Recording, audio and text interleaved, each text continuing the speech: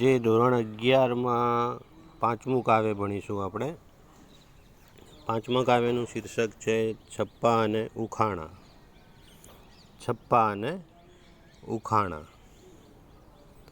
કવિનું નામ છે અખો.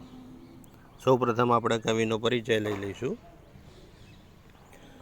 અખા ભગતનું મૂળ વતન અમદાવાદ પાસે જેતલપુર નામનું ગામ હતું. જ્ઞાતિએ તેઓ સોની હતા. તેઓ વેદાંતી કવિ છે, એટલે એમણે જે કવિતાઓ લખી બધી વેદાંત આધારિત છે.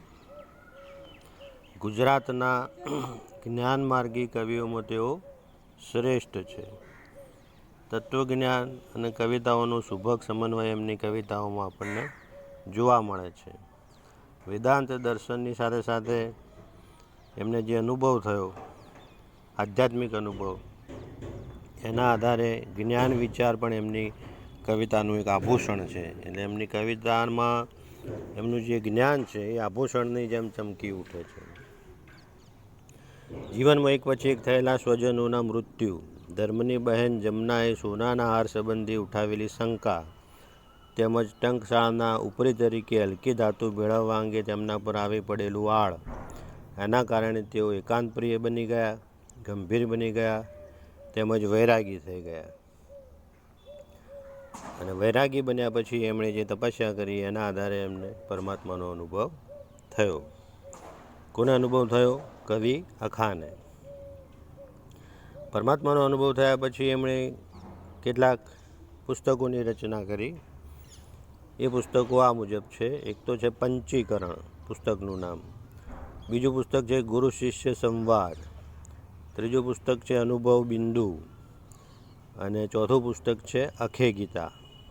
અખે ગીતા એટલે અખાએ લખેલી ગીતા. એ એમના નોંધપાત્ર પુસ્તકો છે.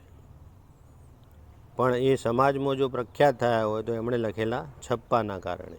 છપ્પા એ કાવ્યનો એક પ્રકાર છે. સામાજિક દૂષણો જે સમાજમાં છે, સમાજમાં જે પાખંડ અને ઢોંગ છે, જે રૂઢિચુસ્તતા છે, કર્મકાંડ છે, દેહ દમન છે, આચારની જડતા છે, પાખંડી ગુરુઓ છે, એના પર અખાએ કટાક્ષ કરેલા છે, પ્રહારો કરેલા છે.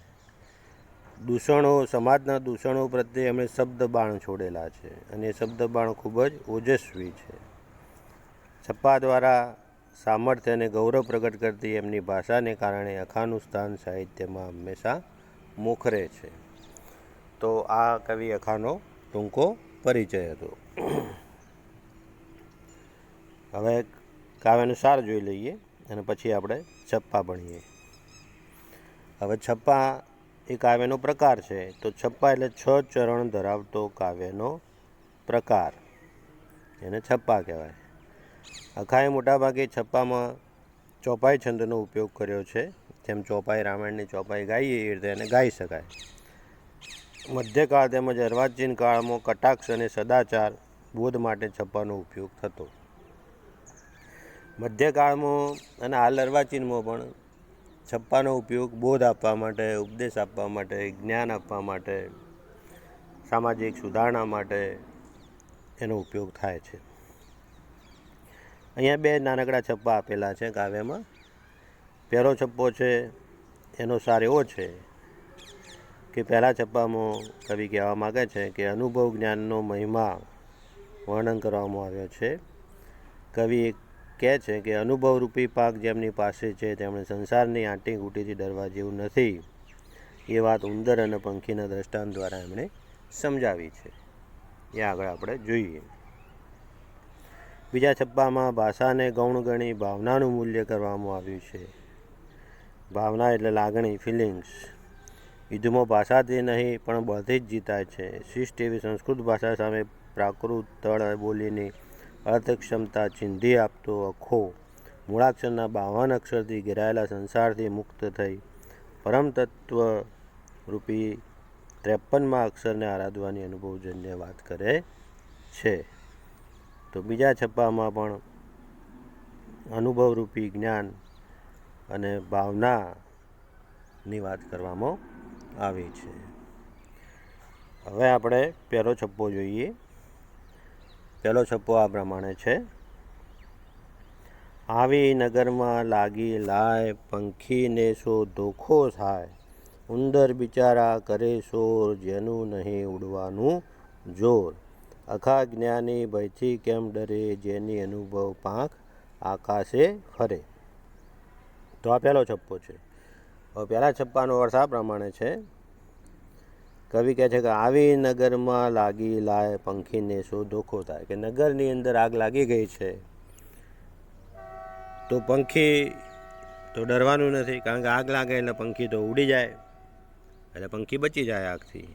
પણ ઉંદર બિચારા કરે શોર, જેનું નહીં ઉડવાનું જોર. પણ ઉંદરો બધા શોરબકોરો કરી રહ્યા છે, કારણ કે ઉંદર પક્ષીની જેમ ઉડી શકતા નથી. છેલ્લી લીટીમાં આખો કહે છે અખા જ્ઞાની ભયથી કેમ ડરે, જેની અનુભવ પાંખ આકાશે ફરે. કવિ કહે છે કે સાચો જ્ઞાની માણસ પંખી જેવો હોય છે. જેમ પંખી આકાશમાં બે પાંખોથી ઉડે છે અને એ અગ્નિથી બચી જાય છે, એવી જ રીતે સાચો જ્ઞાની માણસ એની પાસે અનુભવરૂપી પાંખ હોય છે. અનુભવરૂપી પાંખ હોવાના કારણે સંસારની આંટીઘૂંટીમાં એ પડતો નથી. સંસાર ચક્રની અંદર સાચો જ્ઞાની માણસ ફસાતો નથી. એ આ છપ્પાનો સાર છે. તો ફરીથી સમજી લો.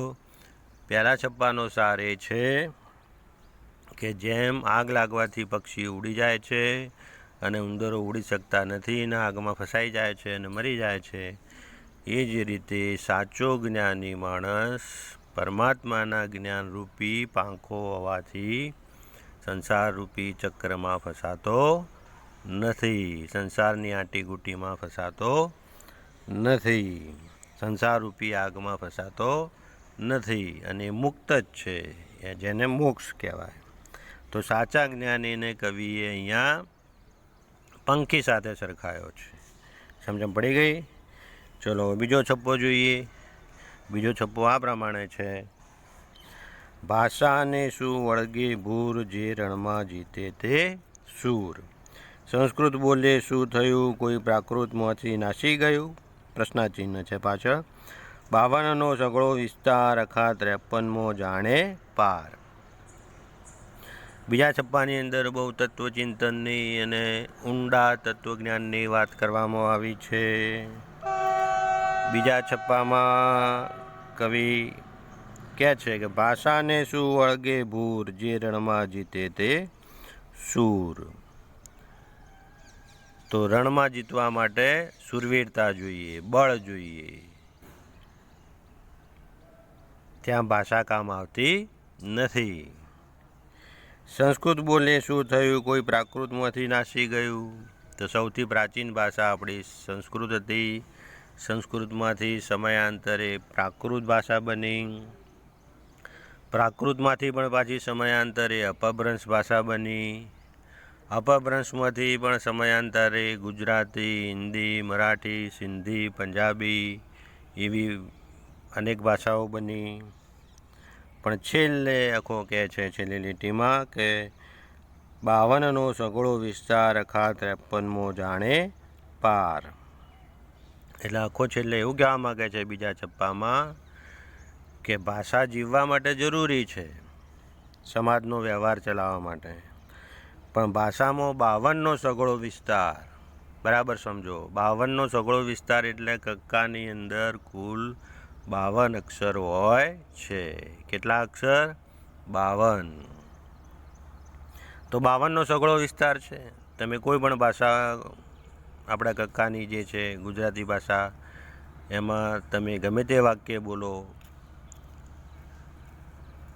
કે લખો તો એ 52 જે અક્ષર છે કક્કાના, એમાંથી જ તમે બોલવાના. તમારું વાક્ય, તમારો શબ્દ, તમારું લખાણ એ 52 અક્ષરમાંથી જ હશે, એની બહારનું હોઈ શકે નહીં. પછી લખો કહે છે કે અખા 53મો જાણે પાર. 52 અક્ષર ખરા કક્કાના, પણ આખો કહે છે કે 53મા અક્ષરને જે જાણે એ સંસારમાંથી પાર ઉતરી જાય છે. તો 53મો અક્ષર એટલે શું? એ આપણે સમજવાનું છે. તો 53મો અક્ષર એટલે શૂન્ય. 53મો અક્ષર એટલે પરમાત્માનો અનુભવ, એટલે કે બ્રહ્મ તત્વ.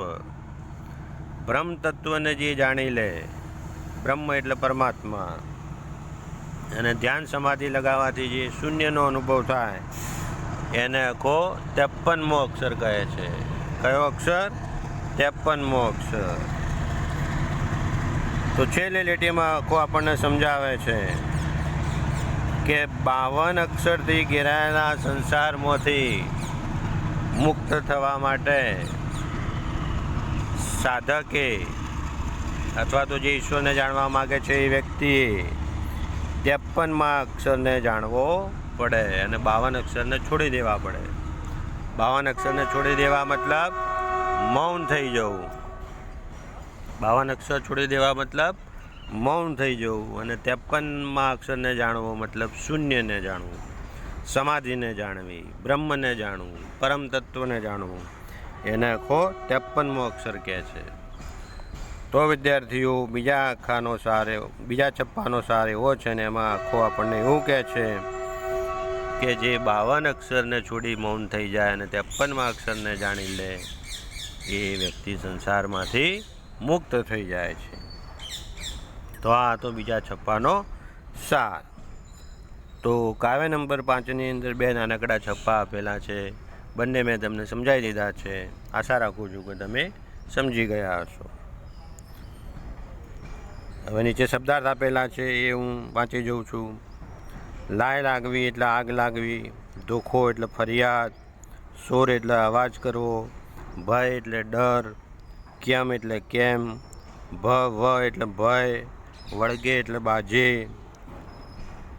ભૂર એટલે મૂર્ખ માણસ, શૂર એટલે બહાદુર, અને પ્રાકૃત એટલે સંસ્કૃતમાંથી ઉતરી આવેલી ભાષા, પ્રાકૃત.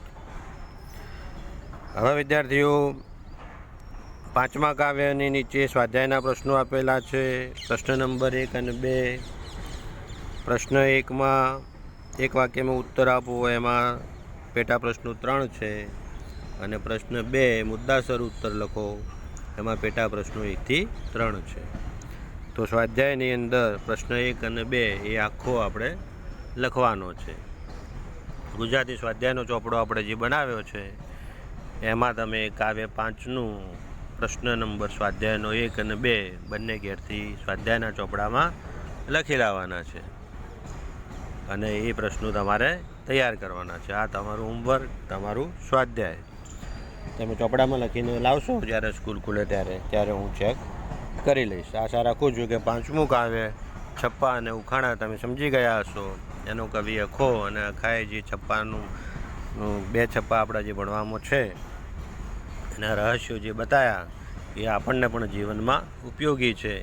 આપણે પણ જીવનમાં એને અનુભવમાં ઉતારવાનું છે. તો તમે લોકો સમજી ગયા હશો. અહીંયા આપણું 5મું કાવ્ય પૂરું થાય છે. આવતી વખતે નેક્સ્ટ ચેપ્ટર સાથે મળીશું. Thank you. આભાર.